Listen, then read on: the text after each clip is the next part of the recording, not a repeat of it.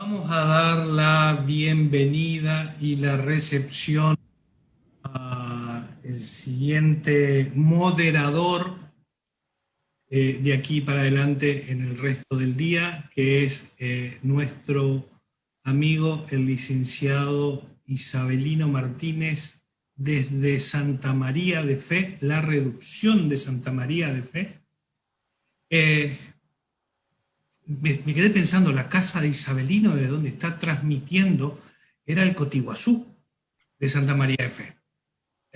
Así que más identidad que nuestro próximo moderador, difícil. Muchísimas gracias, Isabelino. Buen día, bienvenido. Muy buenos días, un gusto de compartir ya. En esta última parte alcancé a escuchar la exposición de la autora. Eh, bueno, también mi respeto y la memoria al gran maestro investigador de las misiones jesuíticas, a don Ernesto Meder, por supuesto, que me tocó casualmente, bueno, lo conozco de hace años, pero digo compartir con él los últimos momentos, porque fue su última visita con Bartomeu Meliaki y los recibí en este espacio donde estoy justamente.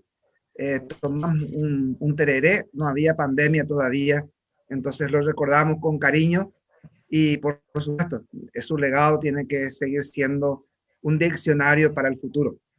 Carlos, muchas gracias por este espacio, esta presentación ya también.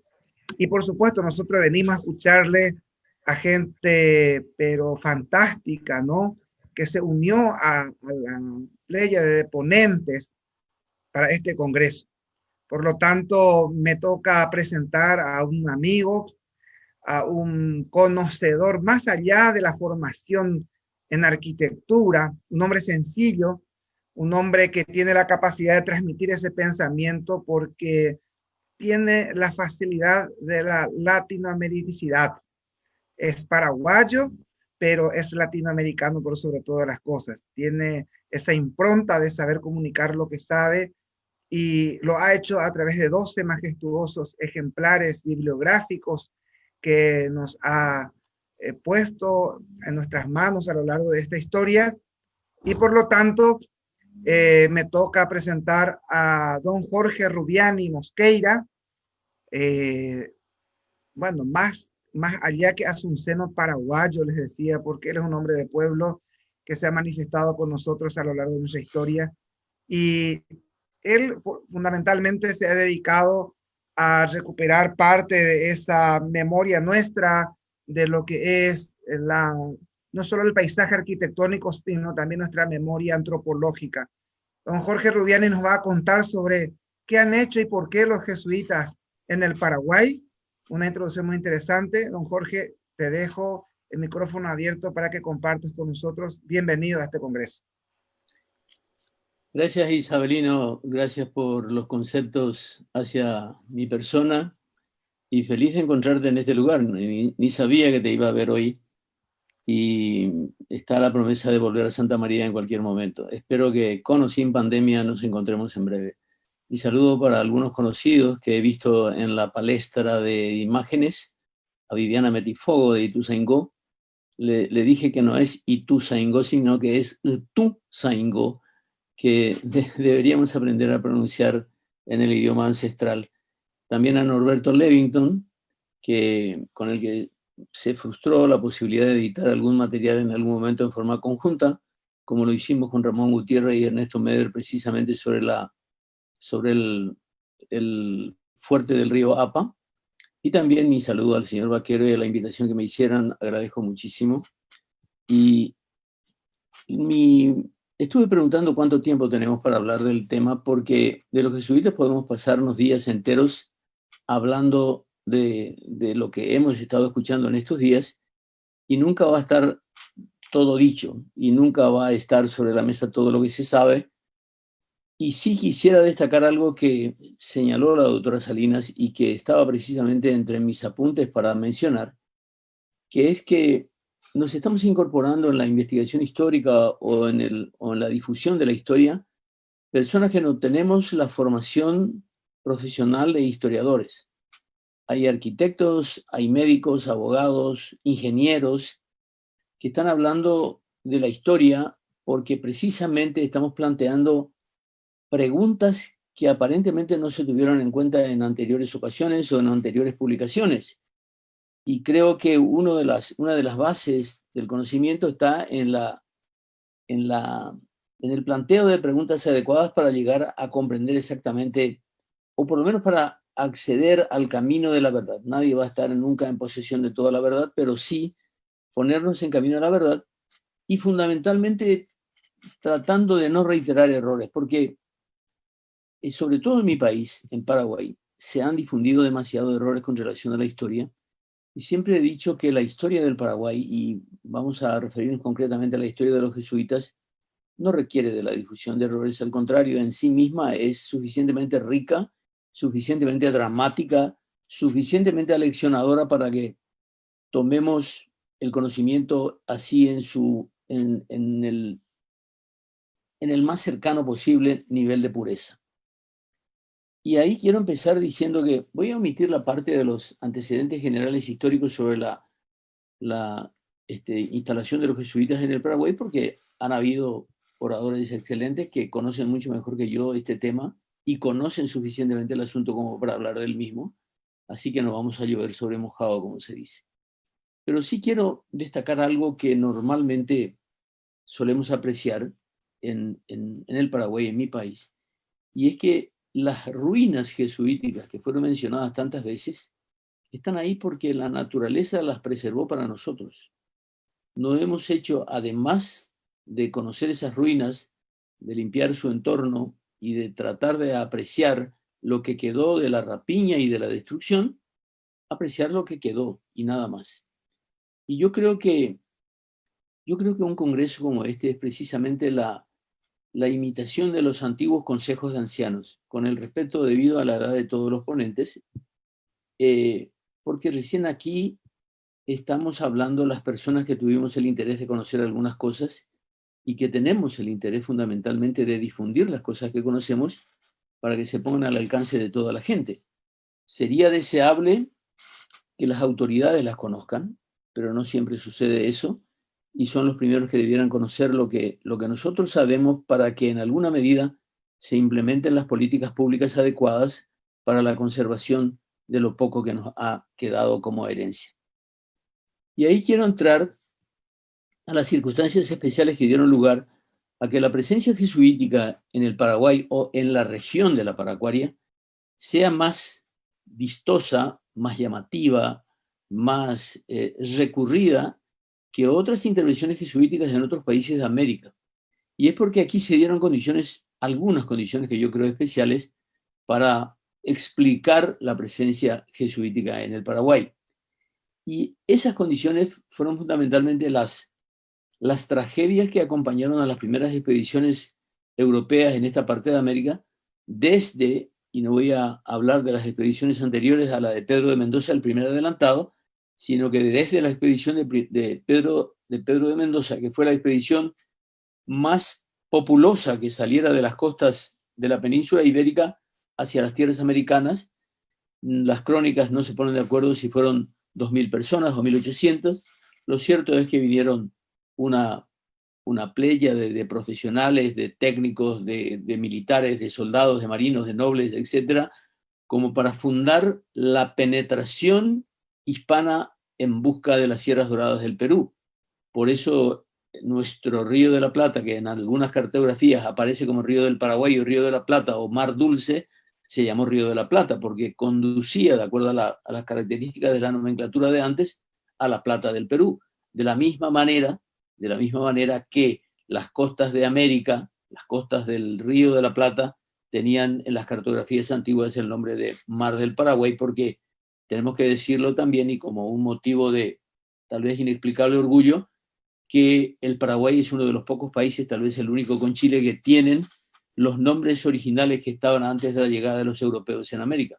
Paraguay, el Paraguay de antaño ya estaba aquí y éramos paraguayos nosotros antes de la constitución de ningún otro estado americano en los tiempos de la independencia americana. Así es que lo primero que hay que decir es que las condiciones se dieron a partir del fracaso de la penetración al Perú a través del Río de la Plata para que los jesuitas gestionaran su venida, casi al mismo tiempo que en las demás provincias americanas, pero de una manera distinta a la de la intervención que tuvieron en ellas.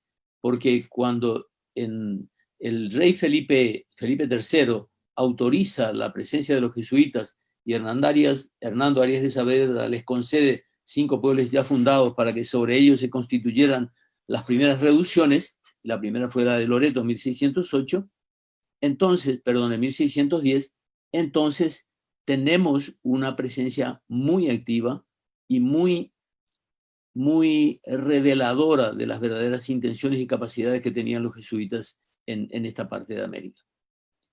En primer lugar, en poco tiempo después de esta instalación, en 1616, Felipe III dividía la provincia del Paraguay, convirtiéndola en la única provincia española de ultramar, sin costas de mar.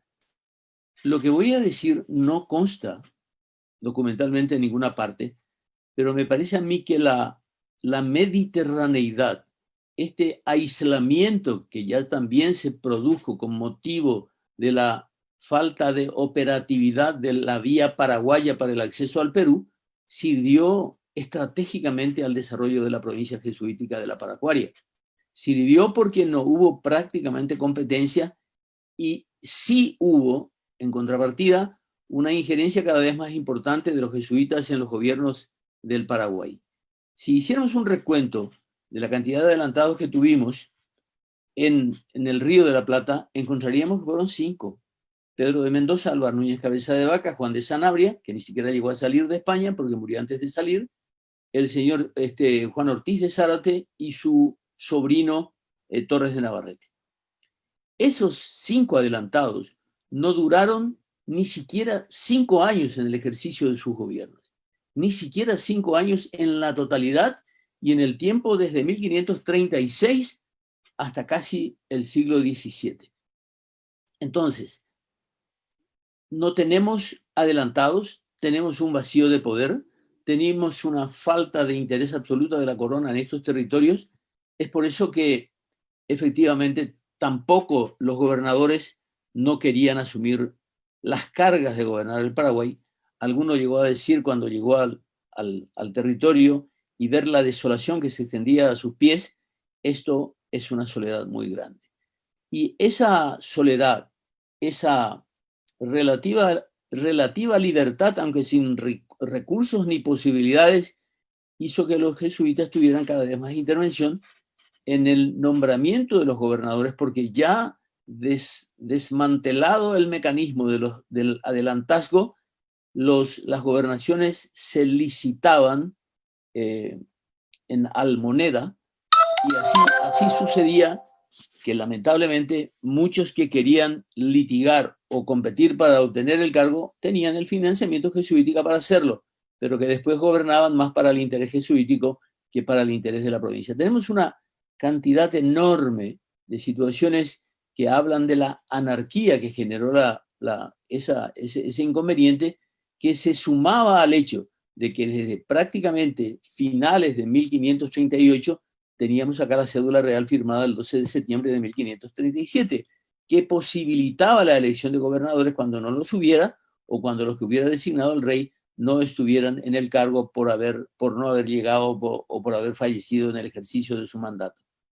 Así es que tenemos una serie de situaciones que permitieron que los jesuitas tuvieron grandes ventajas en relación a las posibilidades del reparto de indios con las encomiendas, que significó un inconveniente mayor para el progresivo desalojo de la población original de estos territorios. Los jesuitas, que fueron combatidos por la artificialidad de su política, según Gilberto Freire, sin embargo, esa artificialidad salvó a los indígenas del absoluto abandono de estas tierras y del mantenimiento de una demografía todavía posible en aquel momento, con un incremento poblacional importante, cuando en las colonias españolas de colonos prácticamente esa población iba decreciendo. Así es que tenemos, además de eso, esas peculiaridades geopolíticas de las que hablaba al principio, de la pérdida de la costa de mar, del aislamiento mediterráneo, del fracaso de las autoridades nombradas por el rey, del fracaso de aquellos visitadores que tras vencer una serie de inconvenientes podían legalmente acceder al centro más antiguo poblacionalmente hablando de las costas del Río de la Plata, que era Asunción, pudieron dirimir algunas diferencias con aquellos gobernadores.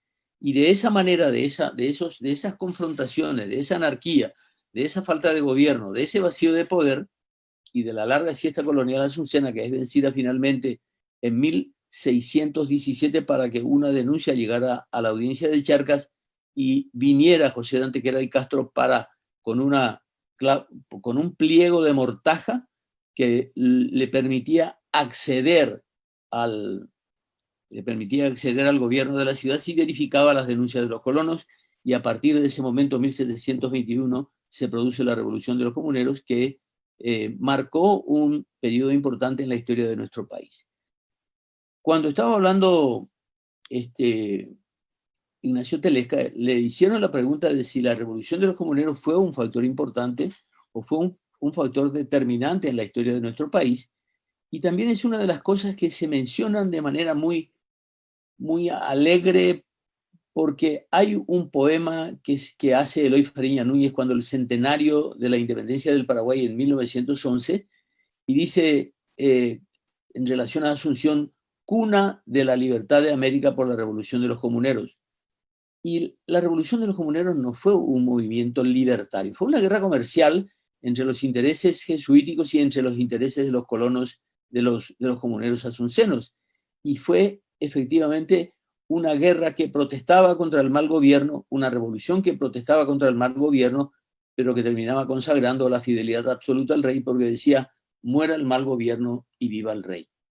De esas situaciones, finalmente llegamos a la guerra guaranítica entre 1753 y 1756, producto de una de las tantas malas decisiones del gobierno de la corona española, de la misma manera en que dividió la provincia del Paraguay, dejando al Paraguay sin costas de mar, en una situación de dependencia absoluta de sus vecinos del sur, que se plantea y se mantiene hasta hoy, y con una situación que fue difícil de superar a través de la serie de impedimentos que tuvo el Paraguay para llegar a las costas del mar, a través de gabelas, sisas, derechos de aduana, derechos de puertos precisos y otros mecanismos que sirvieron para postergar por muchos años el desarrollo del Paraguay. Diría que sirvieron para postergar el desarrollo del Paraguay hasta hoy. Esas son básicamente las razones del por qué los jesuitas en el Paraguay, pero no explican por qué la reiterada ignorancia sobre los jesuitas en el Paraguay. No tengo que alegar nada al respecto. Si miramos el panel de oradores en este congreso, vamos a encontrar una supremacía absoluta de personalidades de la investigación, de la historia y de la cultura que no pertenecen al ámbito paraguayo. Ignacio mismo es un ciudadano argentino que está radicado en Paraguay y que ha tomado gran interés en estas cosas, pero no tenemos en la misma medida que el interés que debiéramos tener sobre una civilización que dejó 9 pueblos. ¿Cuántos son, Isabrino? ¿9 o 7?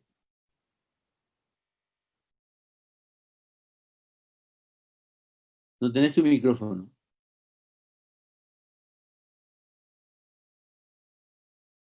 Bueno, son pueblos. Las reducciones jesuíticas quedaron plasmadas en pueblos. Las reducciones jesuíticas quedaron plasmadas en un idioma que manejamos todos los paraguayos, y que lindo hubiera sido que esta conferencia, ya que la estamos haciendo sobre los jesuitas en el Paraguay y sobre la población que se adhirió al mecanismo a través de muchísimos años, más de 160, más de 150, pudiéramos hablar en esta conferencia en guaraní teete. Y ese tipo de cosas son riquezas que nos han legado los jesuitas y que pueden ser discutidas todavía hoy en distintos ámbitos por distintos mecanismos y a través de distintas alegaciones.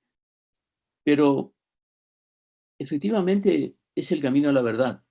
Tenemos que contrastar ideas, pensamientos, reflexiones, y en ese sentido rescato la tremenda importancia que tienen estos cónclaves, aunque no tengamos la posibilidad de hacerlo de manera presencial, como se dice ahora, de la posibilidad de intercambiar más fluidamente las ideas que tenemos sobre el tema y fundamentalmente tuviéramos la posibilidad entre todos de convencer a aquellos que tienen la responsabilidad de las políticas públicas de hacer que los fermentos de nuestras culturas sean más visibles, más difundidas, más asumidas.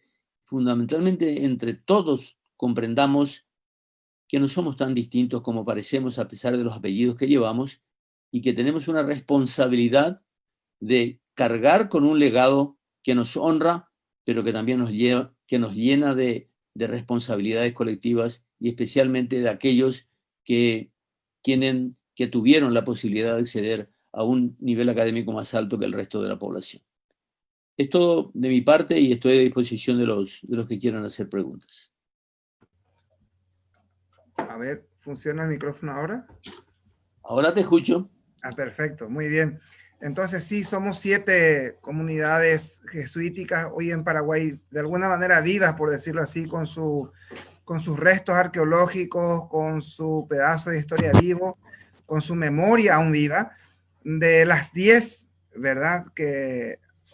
Porque son, en realidad, cuando hablamos de 30 pueblos jesuíticos, hay que agregarle los otros pueblos que muchas veces son olvidadas, que fueron fundadas casi al final de las misiones, ¿verdad? Al norte de Paraguay.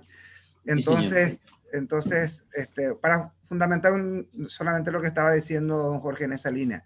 Muy bien, dejamos abierta un poco la pregunta, vamos a mirar un poco por el chat y también vamos a abrir el micrófono para las personas que quieran compartir este espacio. Tengo entendido que la señora Viviana anda por ahí, no sé si quiere participar con una pregunta, entonces escuchamos su pregunta.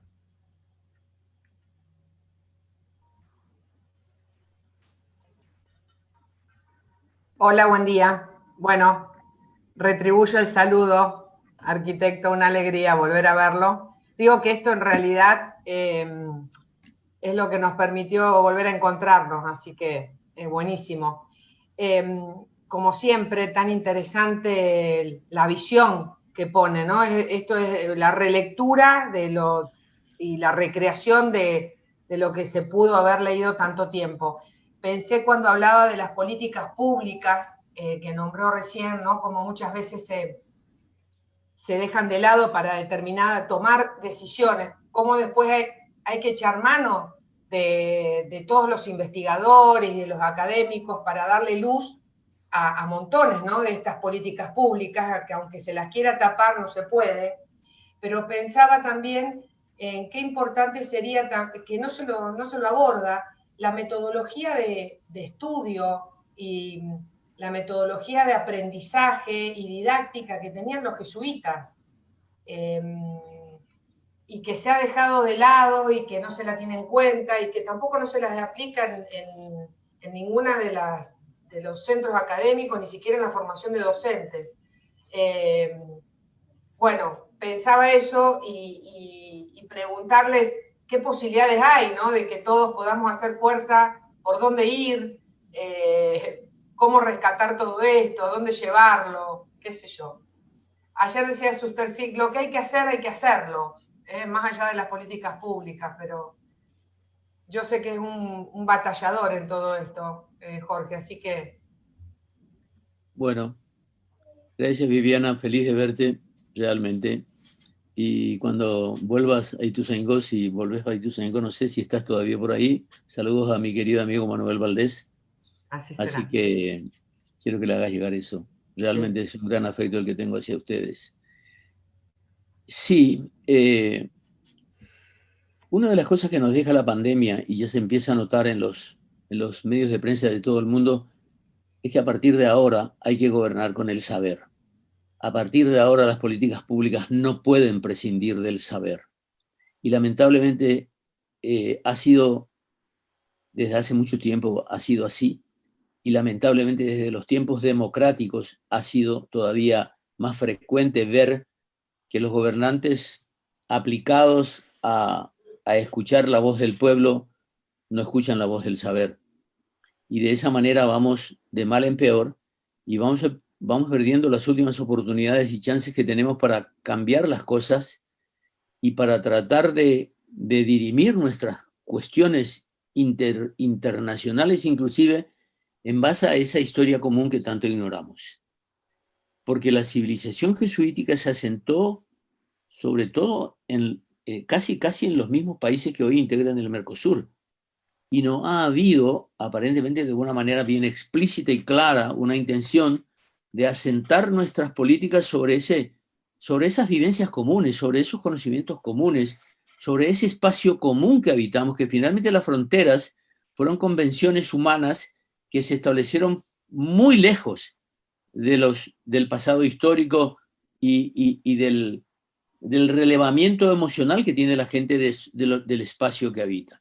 No hay ninguna diferencia entre el territorio de las Misiones Argentinas y el territorio de Itapúa del Paraguay. No hay ninguna diferencia, es el mismo territorio, separado por el río Paraná, es cierto, pero que en aquel tiempo era mucho más fácil cruzar el río que ahora, porque hicimos un puente en el que tardamos 4 horas para cruzar el puente. Yo no sé para qué demonios construimos un puente, gastamos dinero y después tendremos que interponer cuestiones burocráticas, administrativas o tributarias para impedir el enlace de los pueblos, como se dice en los discursos de inauguración.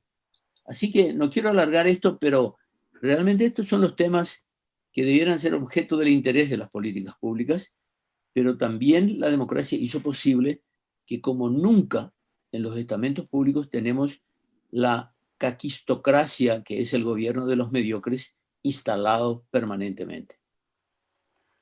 Gracias, doña Viviana.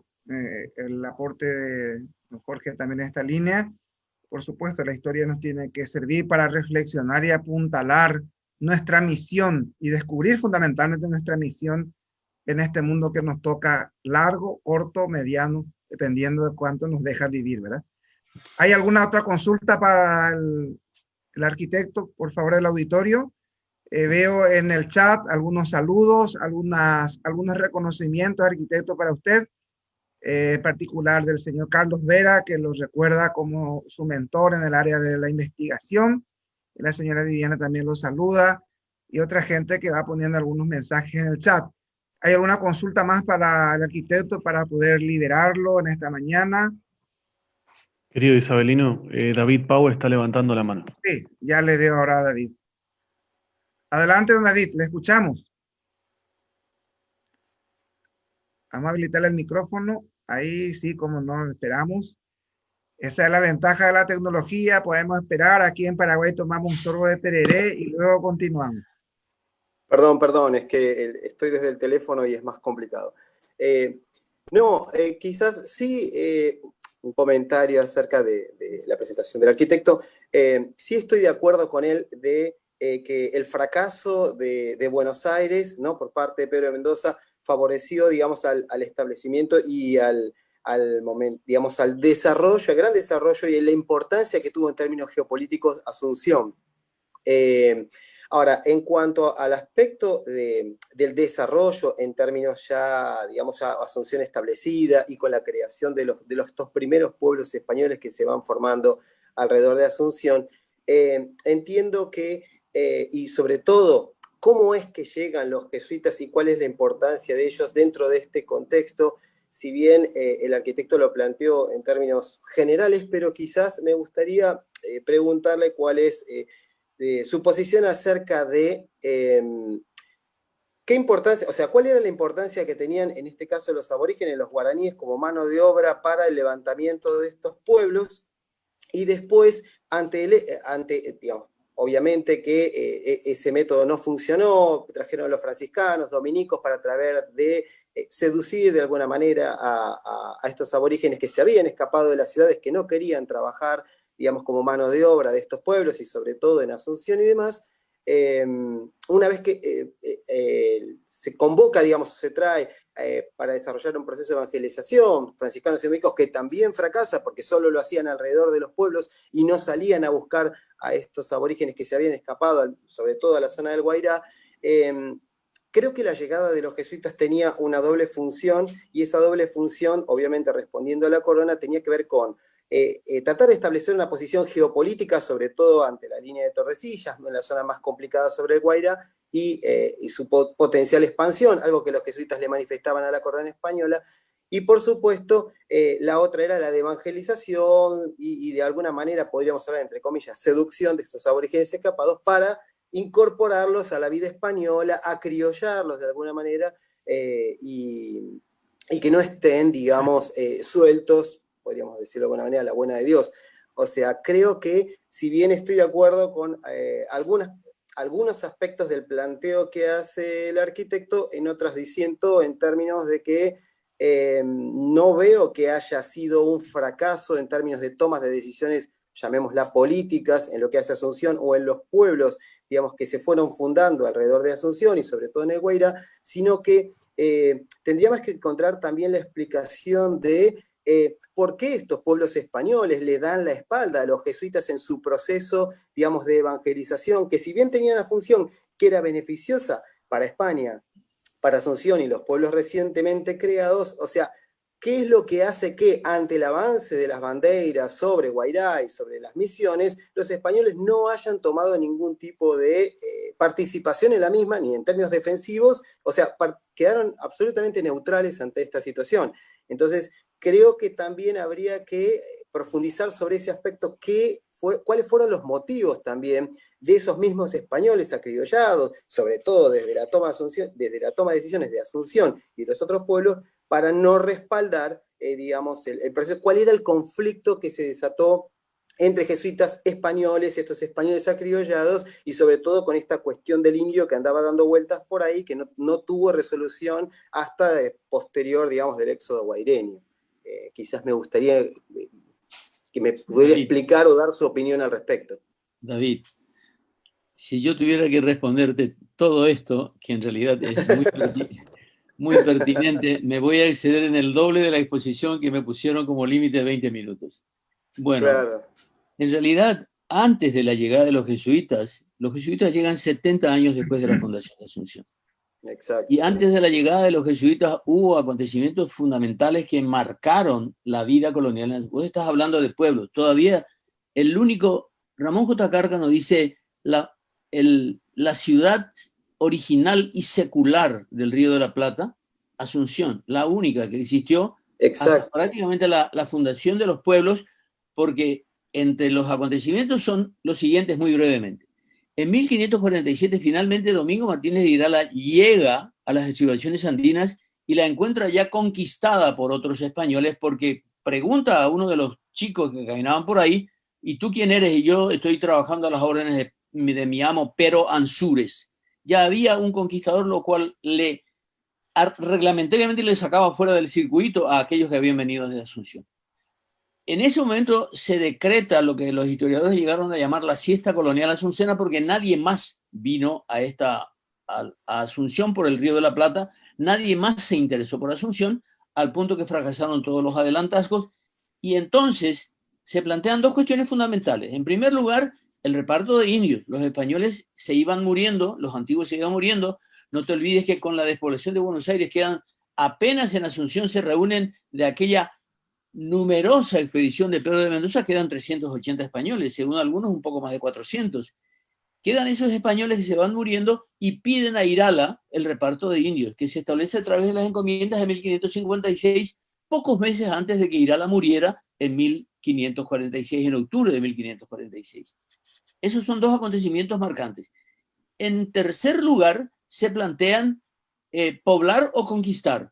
Es decir, tomando como cabeza Asunción, tratar de conquistar más territorio o sostener los territorios que estaban pautados en la capitulación que le dieron a Pedro de Mendoza, o poblar. Y se optó por una cuestión muy simple. No había recursos para conquistar ni posibilidades, digamos, armamentísticas o militares. Entonces se resuelve poblar. ¿Por qué? porque así como las indígenas mestizas, habidas con las indígenas paraguayas, habían dado una numerosa población, cuando llega la despoblación de Buenos Aires en 1541, en el caserío de Azucena ya correteaban 2.000 mesticitos que en edad adulta, ni bien tenían la menstruación, las mujeres tenían un matrimonio asegurado con oficiales españoles. Pero ¿qué pasaba con los muchachos? Los muchachos fueron nuestros primeros patoteros porque no tenían nada que hacer, ya no podían volver al territorio original, ya no podían conseguir mujeres, y entonces ese fue la carne de cañón que se utilizó para poblar las distintas poblaciones que se fueron fundando, y todavía ni se avisoraban en el horizonte las velas de los barcos que traían los jesuitas. Y de eso se produce finalmente, el final de todo es que con esos mancebos de garrote, porque ni siquiera se les podía dar armas de fuego, porque no estaba reglamentariamente dispuesto y porque además ya no habían armas de fuego, y vienen los jesuitas y con esos mancebos de garrote se produce una fundación. Los jesuitas vienen y no había pueblos todavía. No había pueblos, había algunos pueblos de indios ya fundados y son los concedidos, los 5 que le concedieron a los jesuitas en un territorio más o menos equidistante o cercano al lugar de asentamiento original que ellos tuvieron. Entonces, ¿y qué pasa con los bandeirantes? Los bandeirantes es otro fenómeno completamente ajeno a la conquista, porque los portugueses de inmediato conocido la sanción de Tordesillas en 1594, los portugueses vinieron para forzar esas líneas, hacerlas permanentemente móviles para desplazarlas hacia el oeste. Resultado, hoy el Brasil limita con todos los países americanos a excepción de Ecuador y Chile y tiene sus límites de Tordesillas extendidos hasta las estribaciones andinas. Y de ahí aparece justamente una de las funciones principales que motivó la presencia de los jesuitas en el Paraguay, que era de contención económica, porque no tenían que gastar dinero, sino que exonerarles de algunos tributos a los jesuitas para cuidar esas fronteras que finalmente no llegaron al Río de la Plata como fue la pretensión desde el origen. Pero básicamente esos fenómenos fueron contribuyendo a crear una situación que jerarquizó, digamos, la labor de los jesuitas, porque conservó la población indígena, conservó la cultura tradicional y no solamente el idioma, porque en Chile también intentaron enseñar el araucano y fracasaron rotundamente. Y entonces decidieron enseñarles español. Y acá en Paraguay ni siquiera tuvieron ese inconveniente. Todos los jesuitas se volvieron expertos en guaraní y enseñaron y catequizaron en guaraní. Brevemente y muy desordenadamente, lo que se me ocurre en esta... Aparte de eso, te veo acostado y entonces me convoca al sueño tu participación. Muy bien. Esa es la tecnología vía celular, arquitecto. Bueno. La posibilidad de tener lo veo a todas David las así posiciones. inclinado. Fantástico. Muy bien. Gracias, don David, por su participación. Espero haya sido disipada en alguna medida la pregunta y evidentemente una pregunta bastante compleja que lo podemos anotar para el próximo congreso. Evidentemente. No, sobre todo, perdón, porque digamos, estas preguntas tienen distintos disparadores en el cual responden a procesos y es importante entender esos procesos para luego ver la materialización en términos arqueológicos de estos procesos y saber cómo posicionarse en el campo en base a qué es lo que uno está observando de acuerdo a los procesos que sucedieron. Entonces, entender, digamos, la dinámica que se daba en el pasado es interesante para saber cómo uno se plantea a la hora de estar en campo, sobre todo qué preguntas hacer y cómo responder a las mismas. Simplemente eso me pareció interesante y magistral la respuesta, así que muchas gracias. Sí, me permitís, David y Isabelino. Sí, adelante. ¿Me permitís algo más? Sí, adelante, por favor, adelante. Bueno, sí. Estuve prestando mucha atención a lo que planteó Vicky Rojas y lo que contestó la doctora Salinas en la presentación anterior, porque yo creo que esa es una de las deudas que tenemos, y ahora lo menciona nuevamente David, la cuestión arqueológica. La cuestión arqueológica que ni siquiera es materia de estudio en Paraguay, y hemos intentado hacer con Daniel Sabelson y su equipo de la Universidad de La Plata, con la señora Ana Igareta, una serie de investigaciones que dieron resultados completamente distintos a los que se verificaron en los estudios previos a Yacyretá. En los archivos de la entidad binacional Yacyretá aparece, por ejemplo, un estudio arqueológico, no voy a mencionar la autora de semejante estudio, que decía que la isla de Yacyretá no tenía indicios de habitación humana. Obviamente, la intención de las autoridades de Yacyretá indicó a la arqueóloga que sacara ese resultado porque Yacyretá se iba a inundar como quedó inundado hoy. Pero de acuerdo a los estudios que hizo Daniel Shavelson y Ana Igareta, determinaron que la isla de Yacyretá había verificado una intensa actividad industrial prehispánica y una población impresionante, al punto que cuando nosotros nos acercamos a las costas de la isla, al remanente de dunas que estaba formado, y veíamos esa arena blanca manchada de tizones negros, eran cerámicas funerarias indígenas que los cazadores furtivos, los contrabandistas y los narcotraficantes habían roto con la pretensión de que tuvieran tesoros ocultos.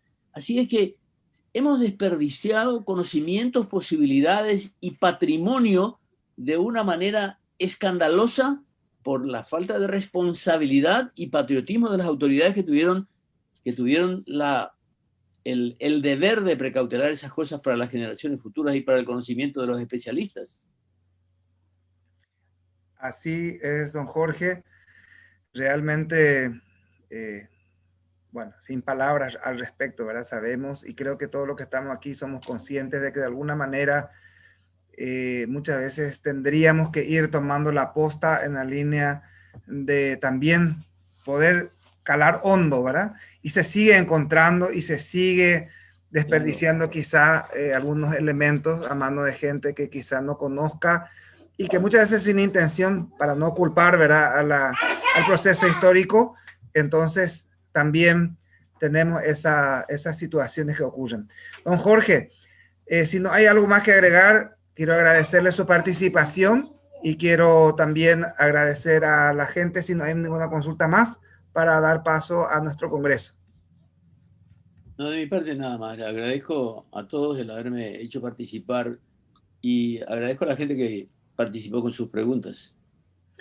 Muchísimas gracias entonces, Jorge Rubiani, por esta participación. Don Carlos Vaquero, ¿alguna impronta sobre esta situación? Y para ir cerrando esta parte y continuar con nuestro congreso.